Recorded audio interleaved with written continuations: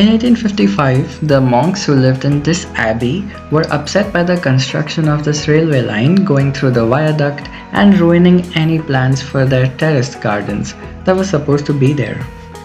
Fast forward to now, it is mainly how travelers in Belgium like me and nearly 160,000 more discover the ruins of this historic masterpiece through our train windows every year. On this fine summer day in Belgium, I decided to visit Villers la Ville, a small commune in Wallonia which is calm, serene, and mainly residential, with what can aptly be described as a cottagecore aesthetic in any direction. On my way to the famous abbey, I was struck by the many beautiful home designs, cobblestone streets, and clean and welcoming environment.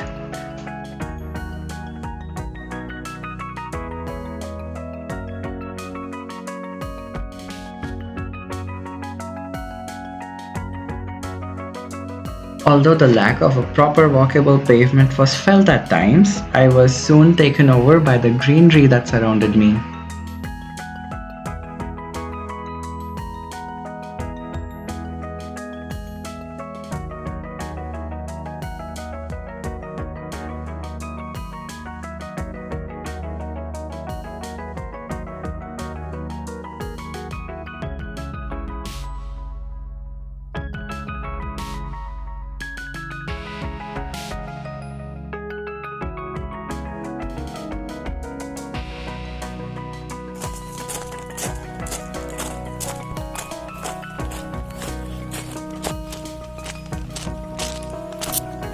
I entered the abbey through a giant doorway that led me straight away to the watermill.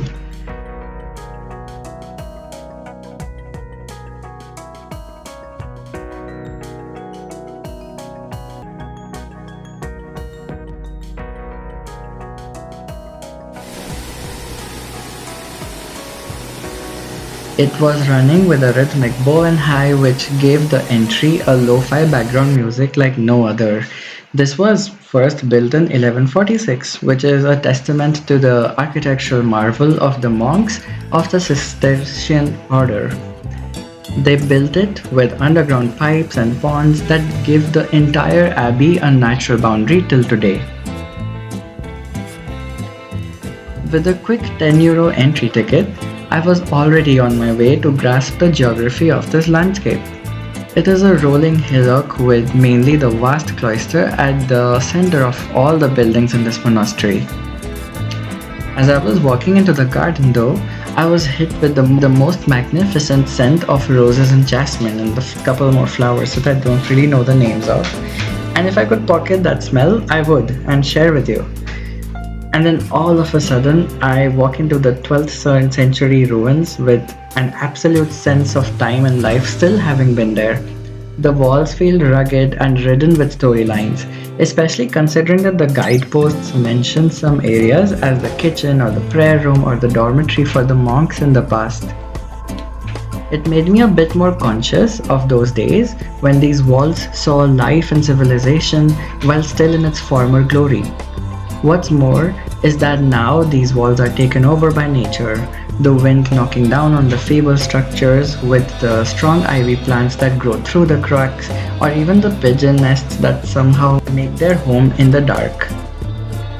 The monk's refectory itself is the most grand building for me here, since it was built first in the 13th century with a height of nearly 21 meters, and it is lit by 11 big windows.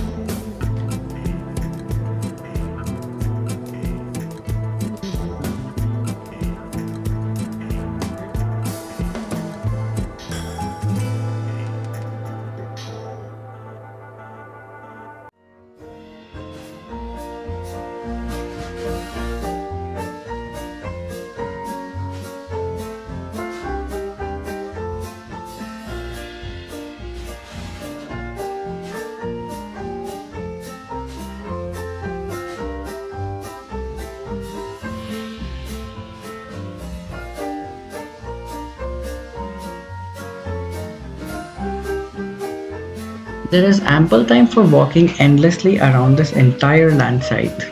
But if you wish for a more structured path, you could follow a meditative Sontir path as well, which basically marks your route along a set number of locations. I even took a route to go underground to the cellars and storage area near the parlor room of the abbey, and it was so cold, much unlike the afternoon sun outside, that I exited fairly quickly.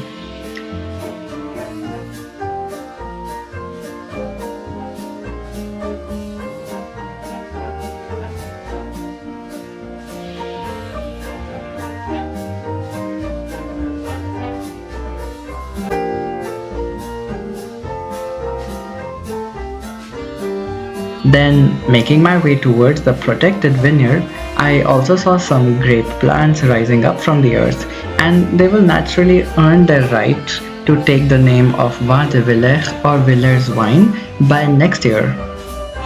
As a takeaway from this monastery, I had a pack of rosemary crackers, candles from locally sourced plants, some caramel toffee, and of course, a bottle of beer, which, needless to say, brought my day to the perfect end.